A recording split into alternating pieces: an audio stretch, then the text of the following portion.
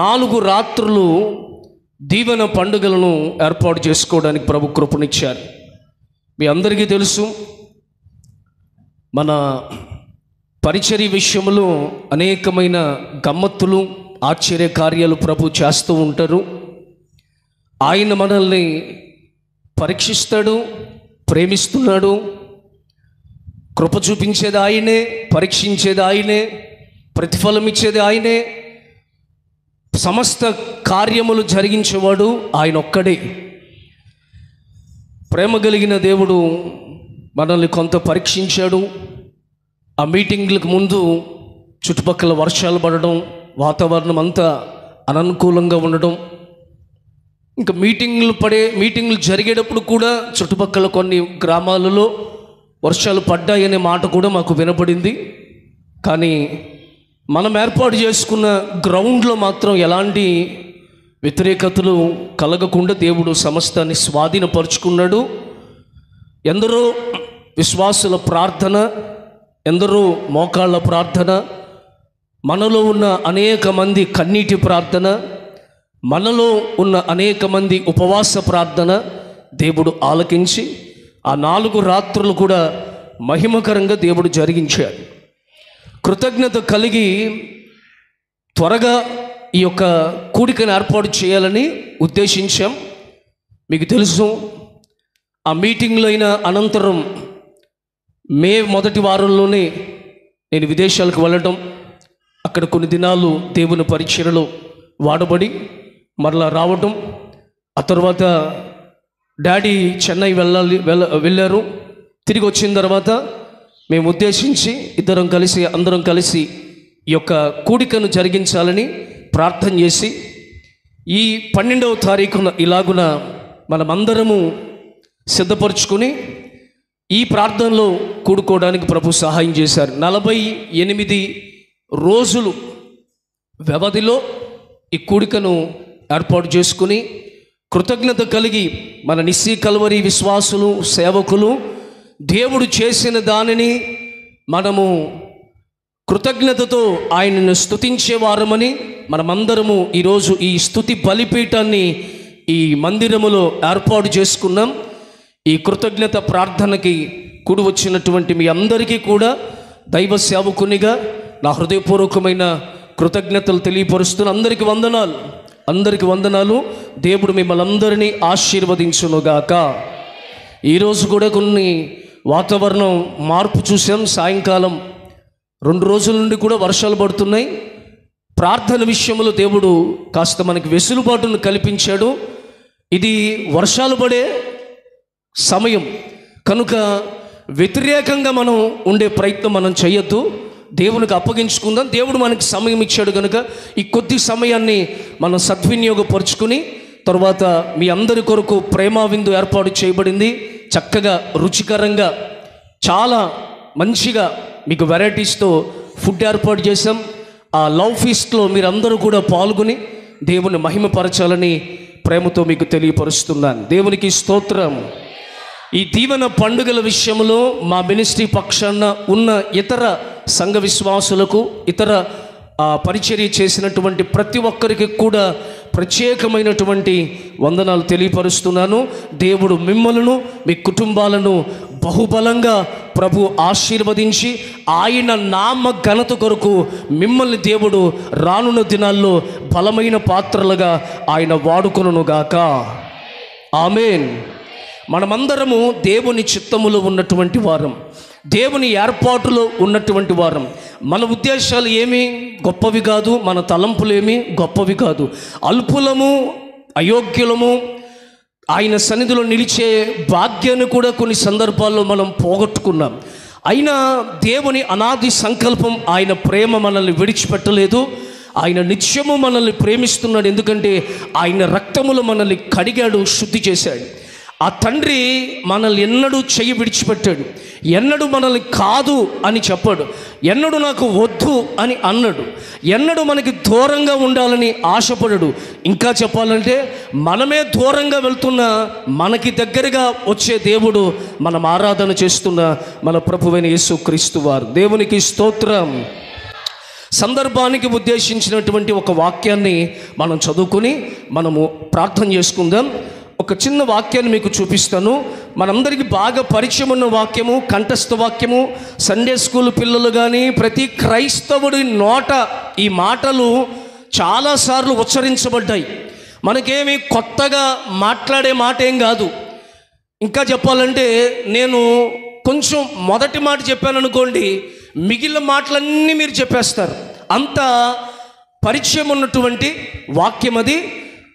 Bible తీయాల్సిన పరిస్థితి కూడా అవసరం లేదు, కానీ బైబిల్ తీయాలి. వాక్యాన్ని మనం చదివేటప్పుడు ఖచ్చితంగా బైబిల్ తీయాలి. అంతగా మనము శ్రద్ధ నిలిపి ఆ మాటలు ఒకసారి మనం పరిశీలన చేద్దాము. పేజీ నెంబర్ 505, పేజీ నెంబర్ 505, 103వ కీర్తన. ఇక కీర్తన చెప్పగానే అసలు అక్కడ ఏమున్నాయో ఏంటి అనే విషయాలు అందరికీ తెలిసిపోతాయి. ఈ కీర్తన మాకు తెలియదండి, మేము ఎప్పుడు చదవలేదు, మేము ఎప్పుడు వినలేదు అన్నవాడు అసలు క్రైస్తవుడే కాడు. క్రైస్తవ కాని వారు వేరే సహోదరులకు ఒకవేళ ఇది పరిచయము కాని వాక్యమై ఉండొచ్చు. మీ అందరికీ తెలుసండి 103వ కీర్తన. తెలుసా తెలీదా? తెలుసు అన్నవాళ్ళు కుడి చేయి చూపించండి. సరే, నేను మిమ్మల్ని అడగలేండి. ఇప్పుడు చెయ్యెత్తి చూపించమంటే సరే చెయ్యెత్తారు కదా చెప్పండి అని అంటే మళ్ళా గుడ్లు తేలేస్తారు.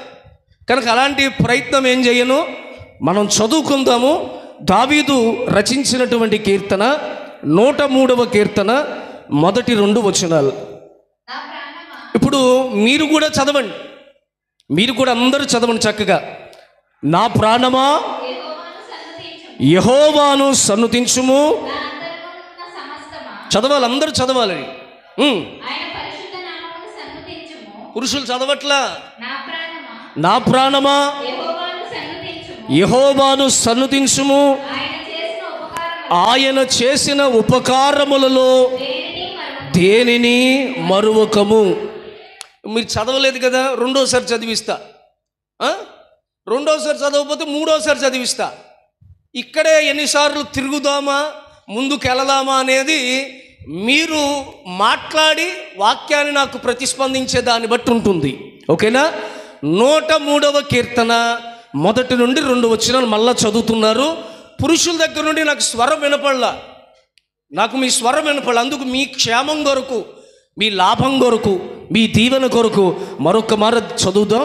అలా అని చెప్పి మీరు మౌనంగా ఉండకండి, అర్థమవుతుందా? అందరం కలిసి చదువుదాం, మీరు కూడా. ఓకేనా? చదవండి.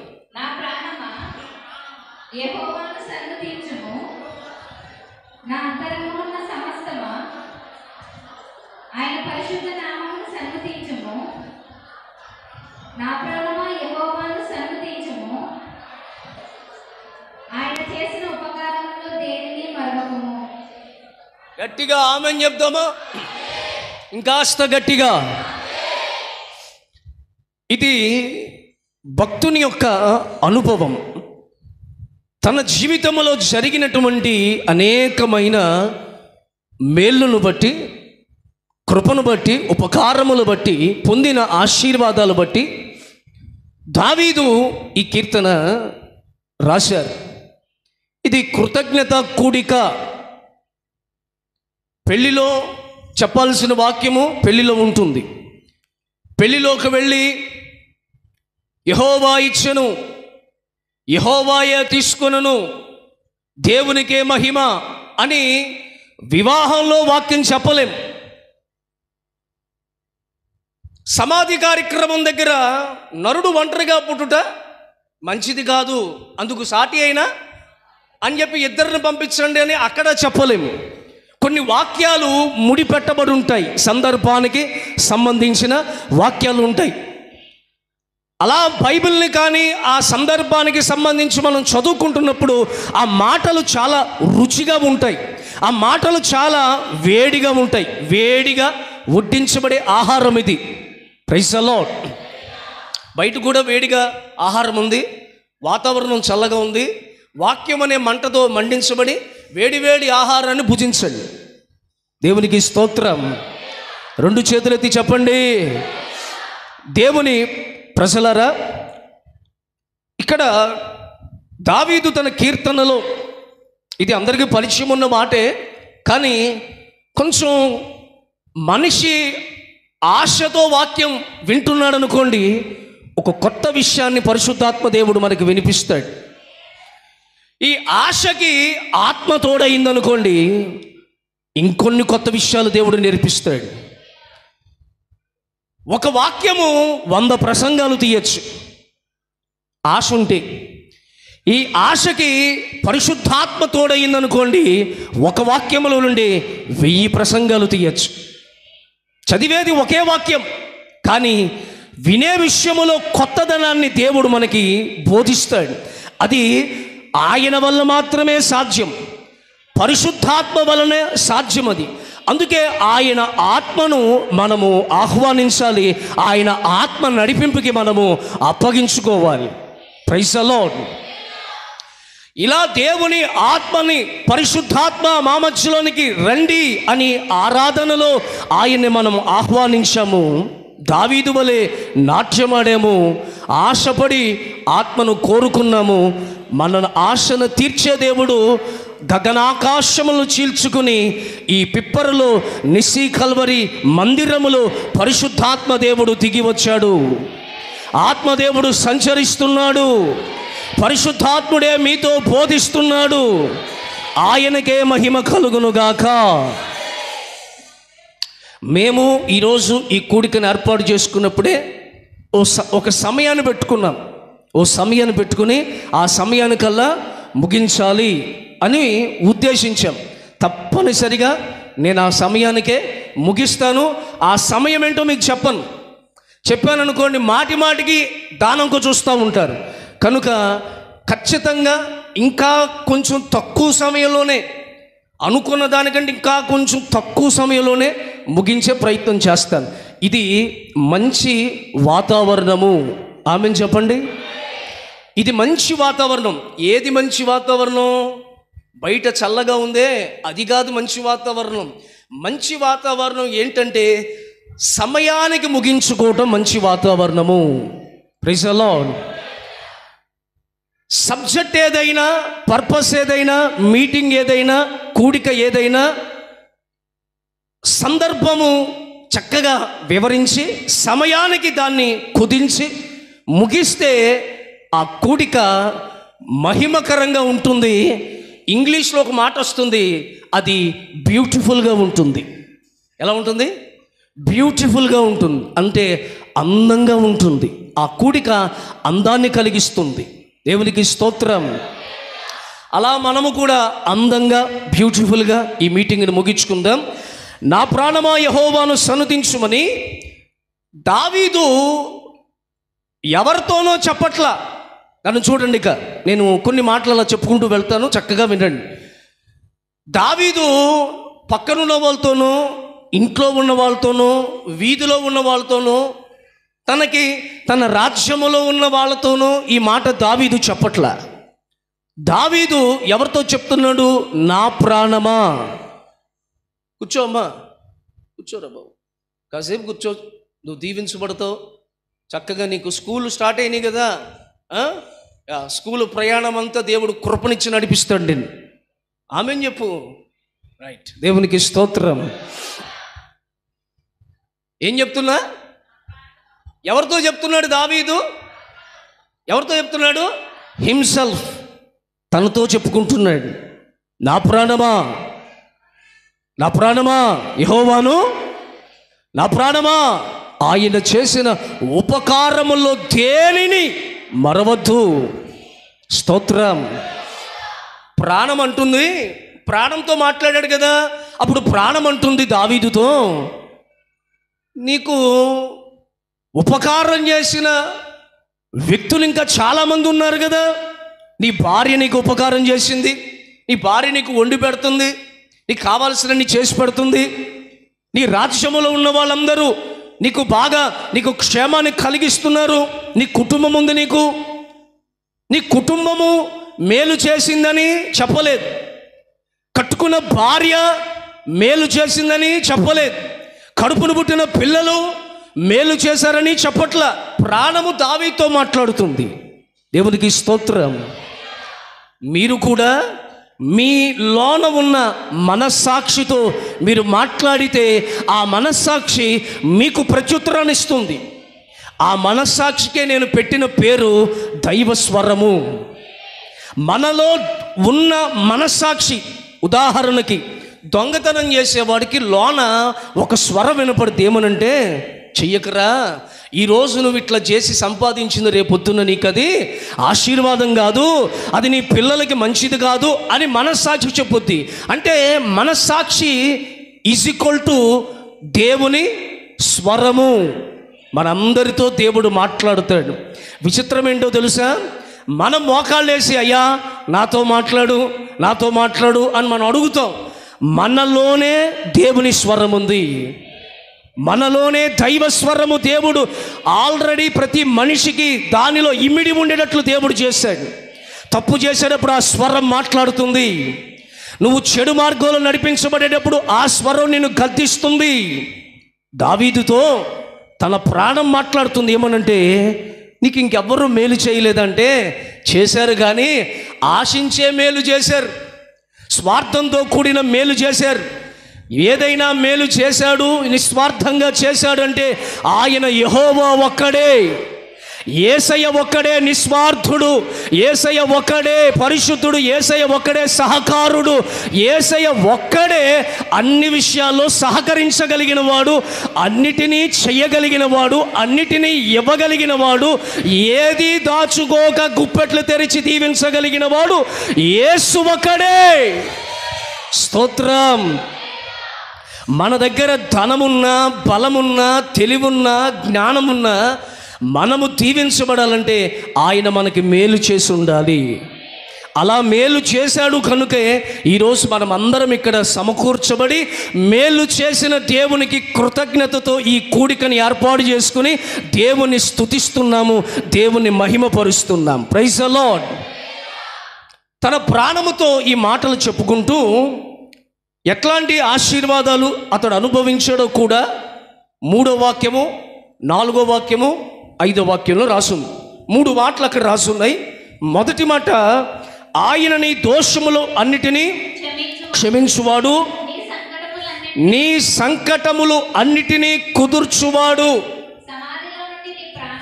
ప్రాణముతో మాట్లాడుకుంటున్నాడు దావీదు. ఎందుకయ్యా?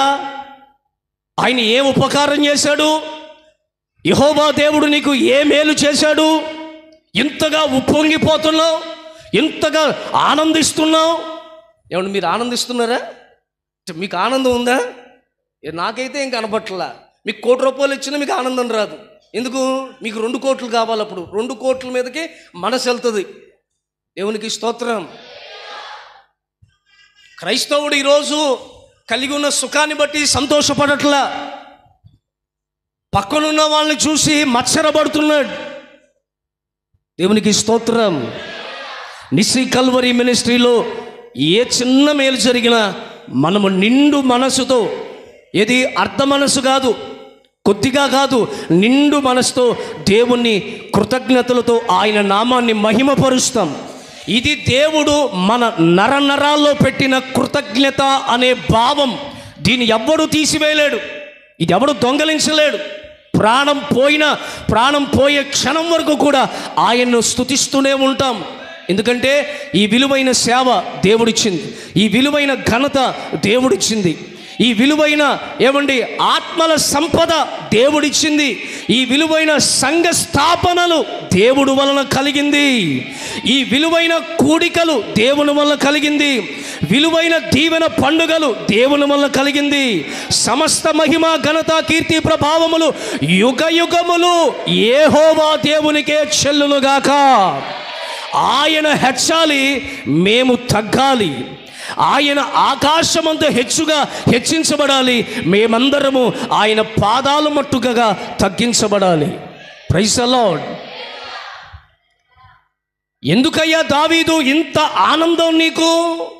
ఆయనండి, వినండి నన్ను చూడండి, నా సంకటములన్నీ కూడా దేవుడు కుదుర్చాడు. అందుకు నా మనసులో నా ప్రాణంతో నేను యెహోవాను స్తుతిస్తున్నాను.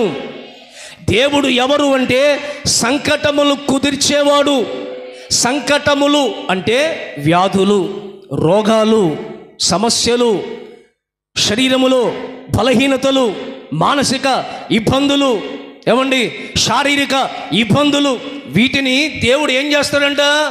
కుదురుస్తాడు అంటే సరిచేస్తాడు, సరిదిద్దుతాడు, మరలా శక్తినిస్తాడు, మరలా తిరిగి పైకి లేవనెత్తుతాడు. కూలిపోయే భవనాన్ని నిలబెట్టగలిగిన వాడు, కుప్ప కూలిపోయిన దానిని తిరిగి మరలా స్థాపించగలిగిన వాడు, బూడిదలో నుండి ఇస్సాకును రప్పించగలిగిన వాడు. ఇది మనం ఆరాధిస్తున్న యేసయ్యలో ఉన్న పవర్, శక్తి అలాంటిది. దేవునికి స్తోత్రం. మన సంకటములన్నిటినీ కుదురుస్తాడు, సరిచేస్తాడు. మత్తయి సువార్తలో 4వ అధ్యాయం 24వ వాక్యాన్ని ఒకసారి చూడండి. మత్తయి సువార్త 4:23, 24, 24 చదవండి ఇప్పుడు. ఆయన కీర్తి సిరియా దేశమంతటా వ్యాపించెను. నానా విధములైన రోగముల చేత వ్యాధుల చేత పీడింపబడిన వ్యాధిగ్రస్తులను అందరినీ, దెయ్యములు పట్టిన వారిని, పక్షవాయు కలిగిన వారిని ఆయన వారిని స్వస్థపరిచెను. Praise the lord. దేవుని దగ్గరికి తీసుకురాగానే దేవుడు ఏం చేస్తున్నాడు? స్వస్థపరుస్తున్నాడు, బాగు చేస్తున్నాడు, బలపరుస్తున్నాడు, వ్యాధులు వెళ్ళగొడుతున్నాడు. అందుకు దావీదు అంటాడు, నా సంకటములు ఎన్నో రకాల సంకటములతో నేను ఉన్నానండి, ఆయన నా సంకటములన్నీ కుదిర్చాడు. Praise the lord.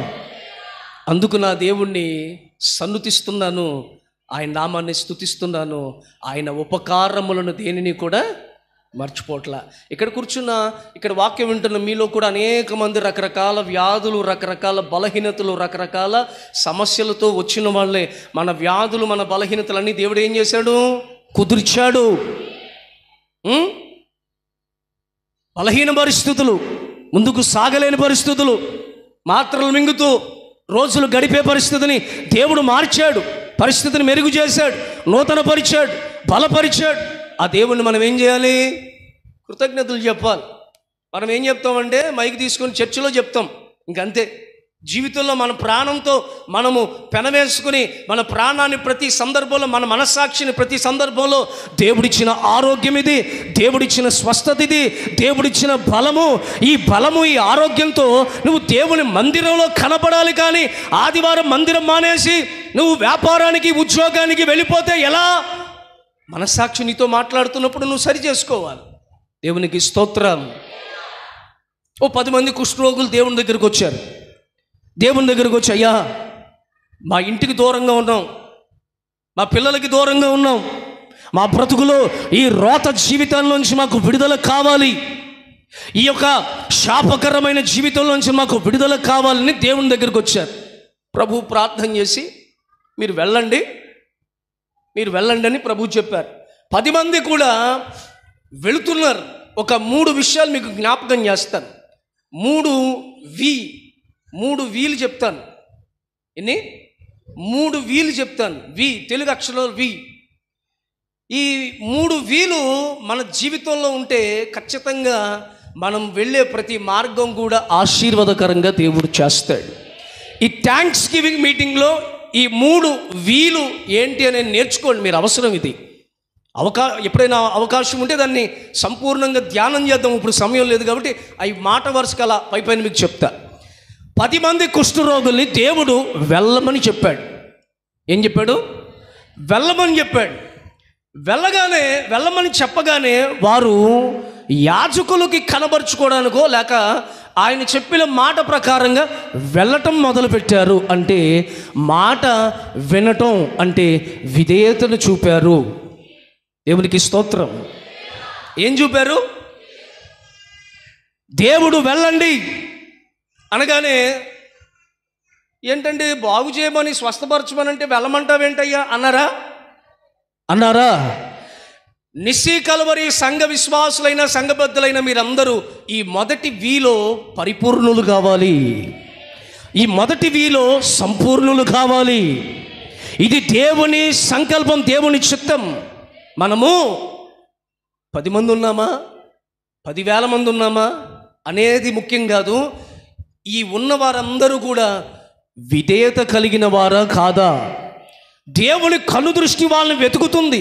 విధేయతగా ఉండాలి. వినయము, విధేయత అనేది మన జీవితంలో చాలా ప్రాముఖ్యమైనవి. లోబడాలి.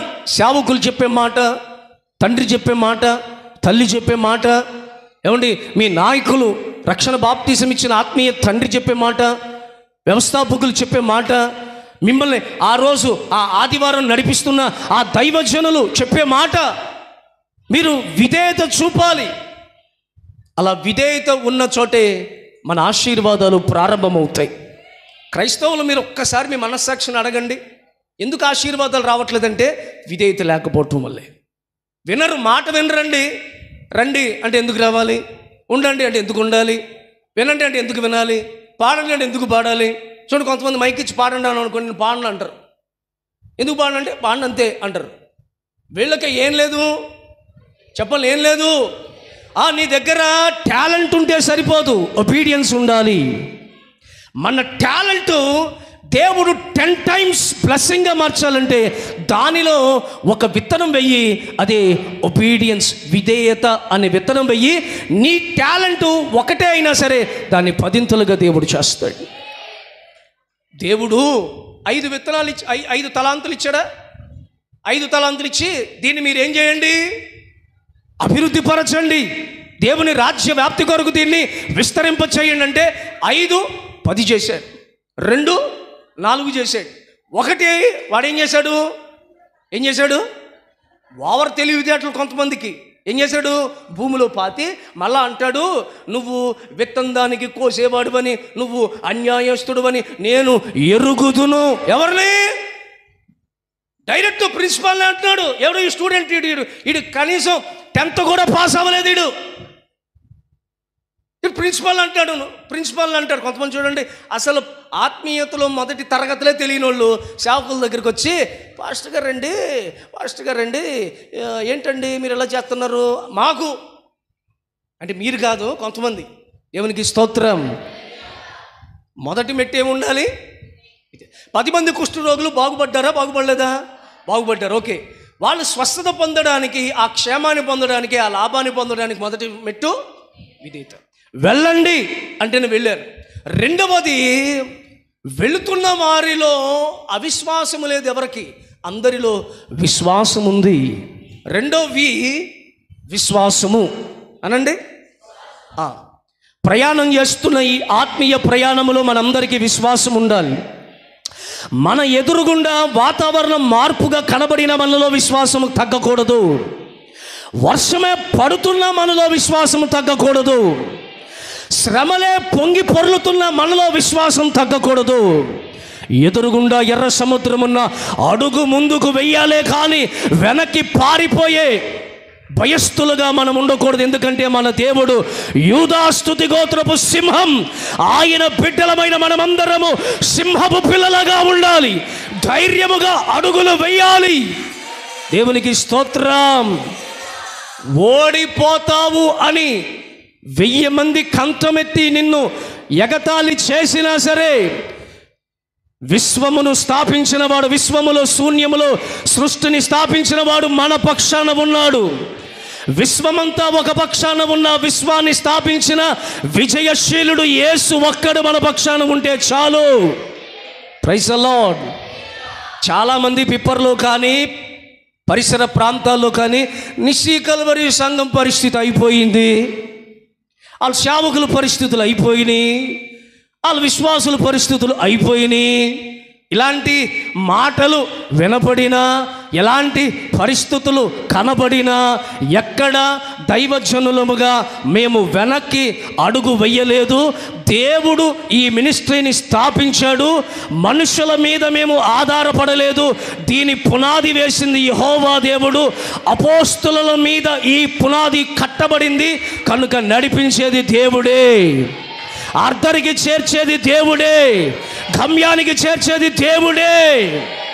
అందుకే మీరు ఎప్పుడూ కూడా మీ చుట్టూ 10 మంది నీ జీవితం ఇలా అయిపోయింది ఏంటి అన్నా సరే, ఈ 10 మంది కాదు, ఆ 10 మంది కంటే గొప్పవాడు మన పక్షాన ఉన్నాడు.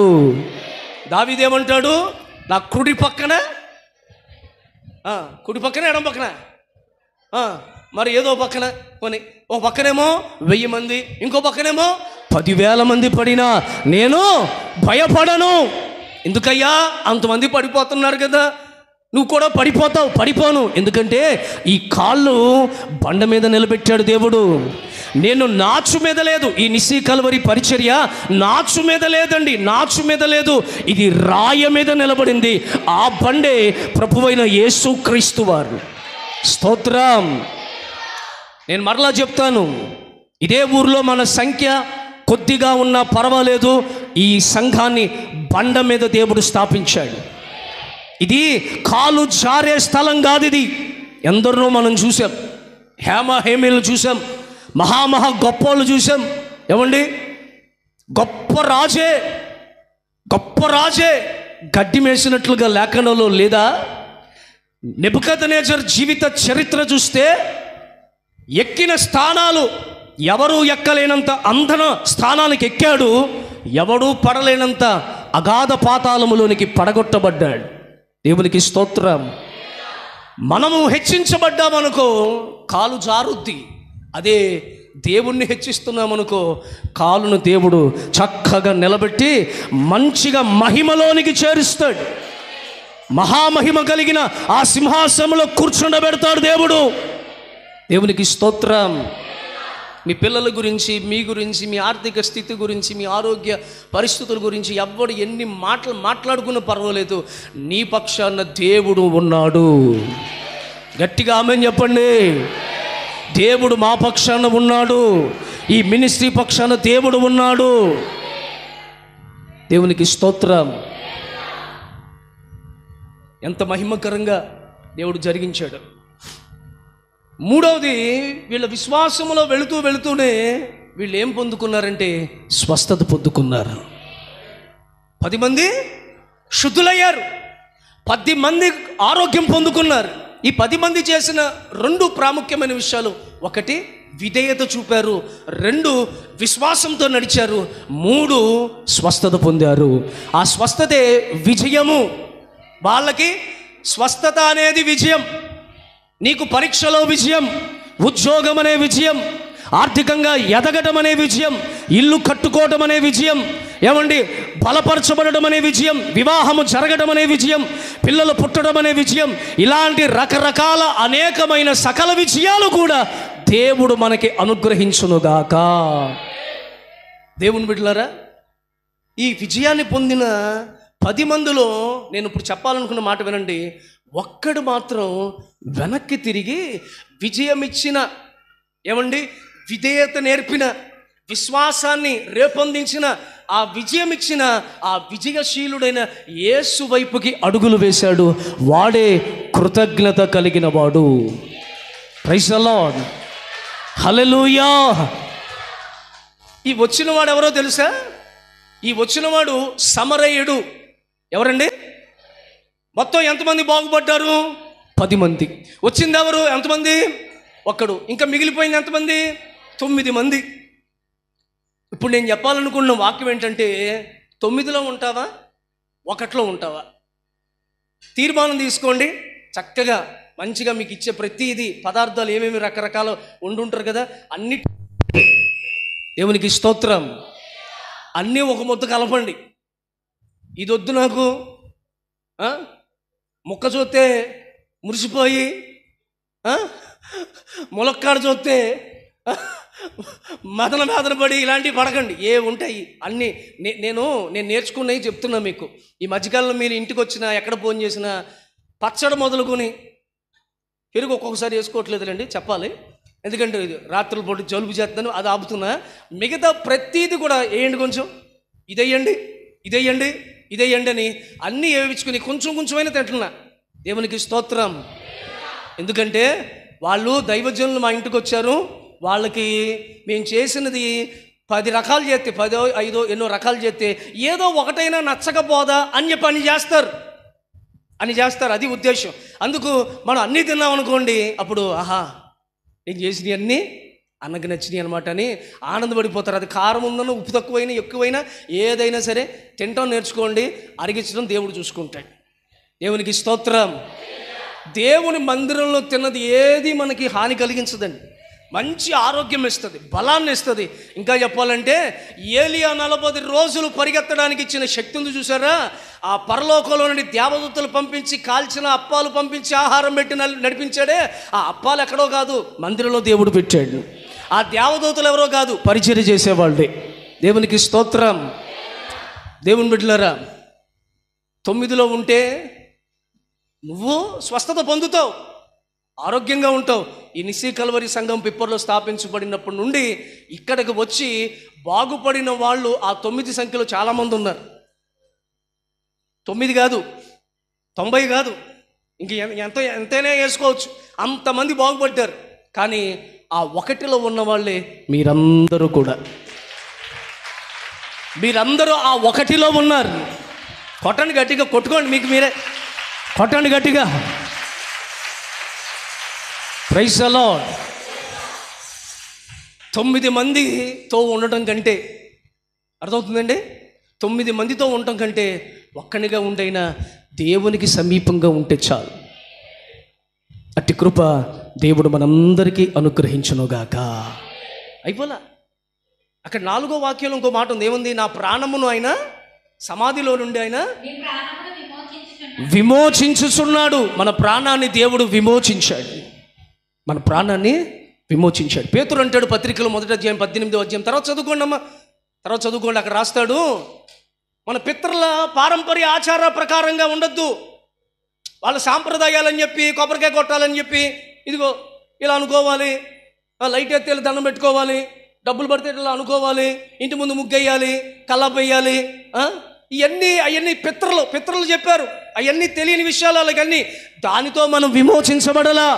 తర్వాత అంటాడు, బంగారంతో మనం విమోచించబడలా, వెండితో మనం విమోచించబడలా. మన కొరకు యేసు రక్తము చిందించబడింది. యేసు రక్తము ద్వారా మనము విమోచించబడ్డాము. Praise the lord. మనల్ని దేవుడు సమాధిలో నుండి మన ప్రాణాన్ని దేవుడు విమోచించాడు. తర్వాత మాట, మేలు చేత ఆయన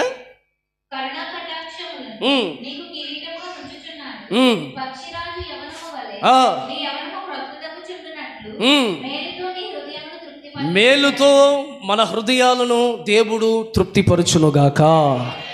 అందరు లేచి నిలబడండి, ప్రార్థన చేసుకుని సెలవు తీసుకుందాం. అందరు లేచి నిలబడండి. ప్రభు మాట్లాడిన ఈ క్లుప్తమైనటువంటి వాక్యాన్ని ఒక్కసారి స్మరణకు తెచ్చుకుందాం. స్తుతించి అలా